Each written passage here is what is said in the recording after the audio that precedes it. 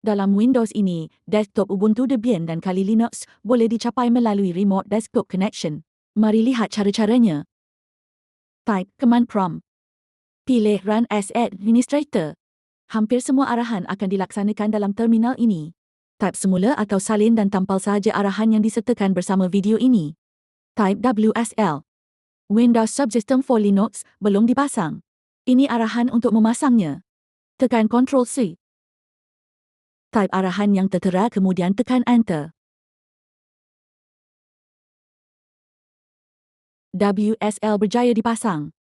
Type CLS untuk kosongkan skrin. Jika WSL sudah sedia ada, type arahan tertera untuk papar senarai distro yang telah dipasang. Output menunjukkan belum ada sebarang distro. Guna arahan ini untuk papar distro yang tersedia dalam Microsoft Store. Pasang Ubuntu versi terkini iaitu 2604 dengan menggunakan arahan yang ditunjukkan.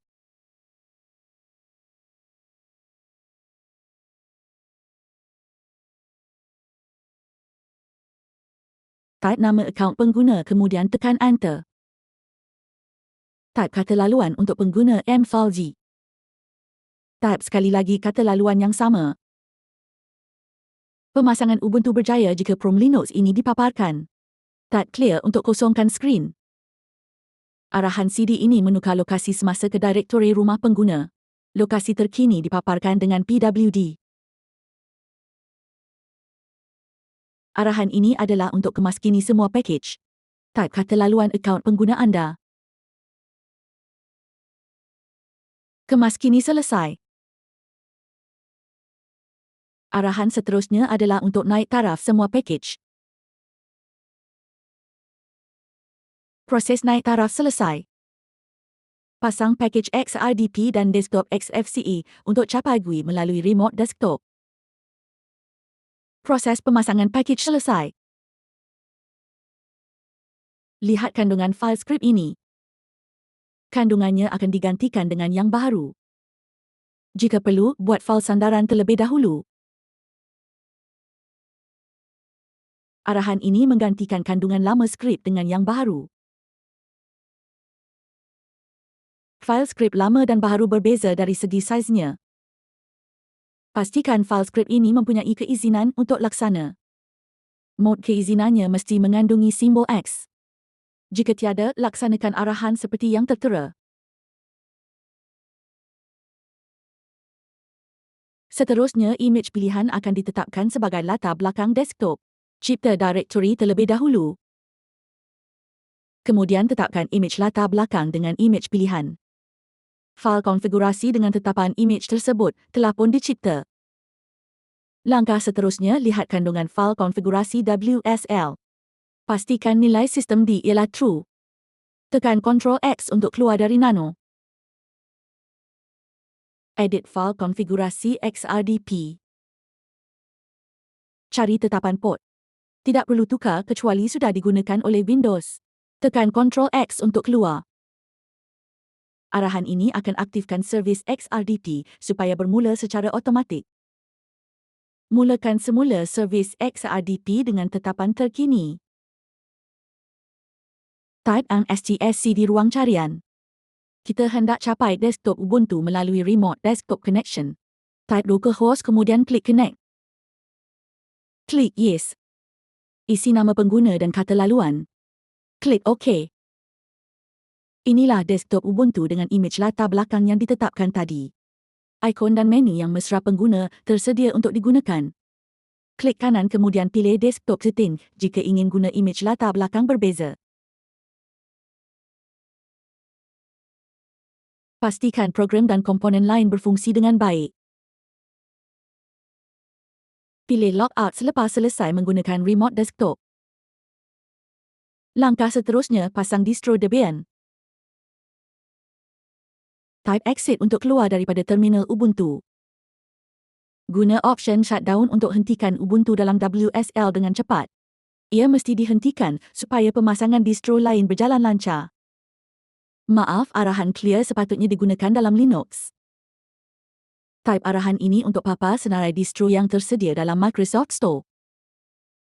Distro kedua yang akan dipasang ialah Debian. Pasang distro ini mengikut arahan yang ditunjukkan. Type nama pengguna kemudian tekan Enter. Type kata laluan. Type sekali lagi kata laluan yang sama. Pemasangan berjaya jika prompt ini dipaparkan. Guna arahan CD untuk tukar lokasi ke direktori pengguna. Ini arahan untuk kemas kini dan naik taraf semua pakej. Type kata laluan akaun pengguna anda. Proses kemas kini dan naik taraf selesai. Pasang pakej XRDP dan desktop XFCE untuk capai GUI melalui remote desktop connection. Tekan Enter untuk pilih English. Proses pemasangan pakej selesai. Lihat kandungan file skrip ini. Keseluruhan kandungannya akan diganti. Jika perlu, buat file sandaran terlebih dahulu. Arahan ini menggantikan kandungan lama skrip dengan yang baru. Pastikan file skrip baharu mempunyai keizinan untuk laksana.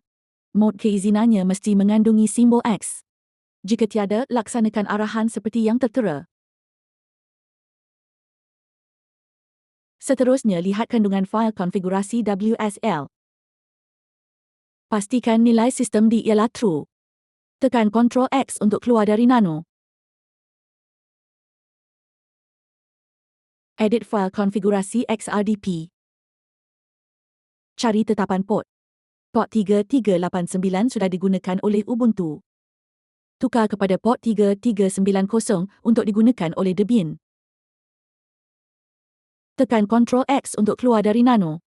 Tekan Y untuk simpan perubahan. Tekan Enter. Aktifkan servis XRDP supaya bermula secara automatik. Mulakan semula servis ini dengan tetapan terkini. Type MSTSC di ruang carian. Klik Remote Desktop Connection. Tambah port 3390 selepas localhost. Isi nama pengguna dan kata laluan. Capaian ke desktop Debian berjaya. Ikon dan menu mesra pengguna tersedia untuk digunakan. Pastikan semuanya berfungsi dengan baik. Jangan lupa pilih Logout untuk keluar daripada desktop. Langkah seterusnya, pasang Kali Linux. Type Exit untuk keluar daripada terminal Debian.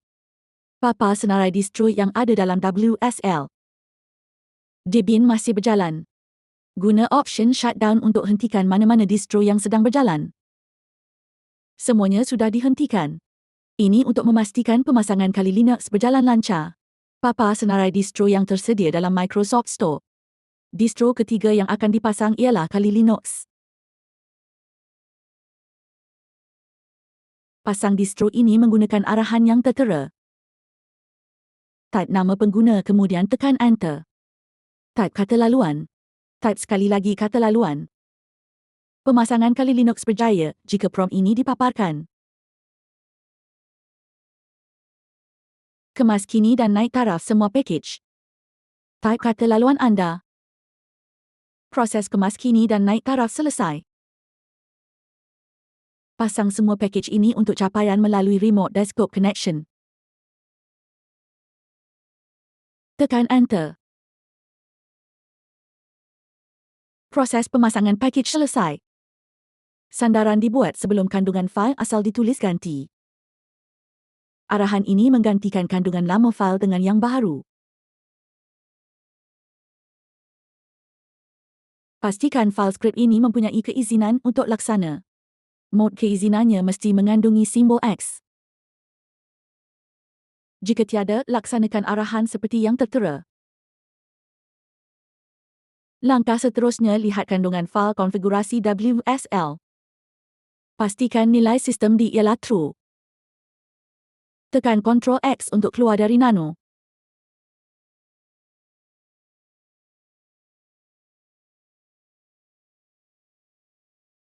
Edit file konfigurasi XRDP. Cari tetapan port. Ubuntu sudah guna port ini. Debian pula sudah guna port 3390. Ubah kepada port 3391 untuk Kali Linux. Tekan Ctrl X untuk keluar dari Nano. Tekan Y untuk simpan perubahan tadi. Tekan Enter untuk teruskan. Aktifkan servis XRDT supaya bermula secara automatik. Kemudian mulakan semula servis ini menggunakan tetapan terkini.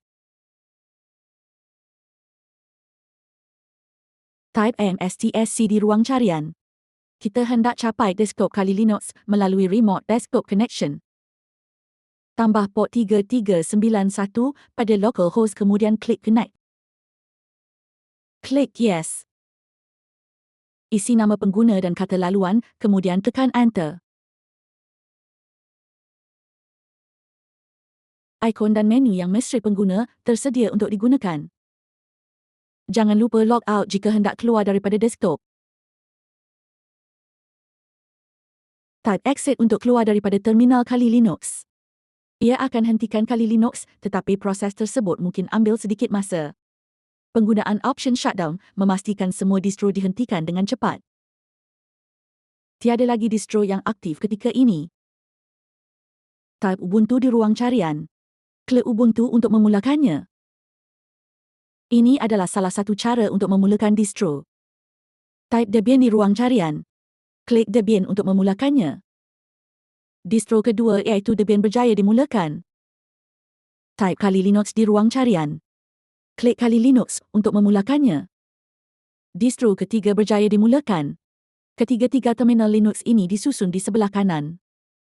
Output menunjukkan semua distro sedang berjalan. Guna option T untuk hentikan mana-mana distro.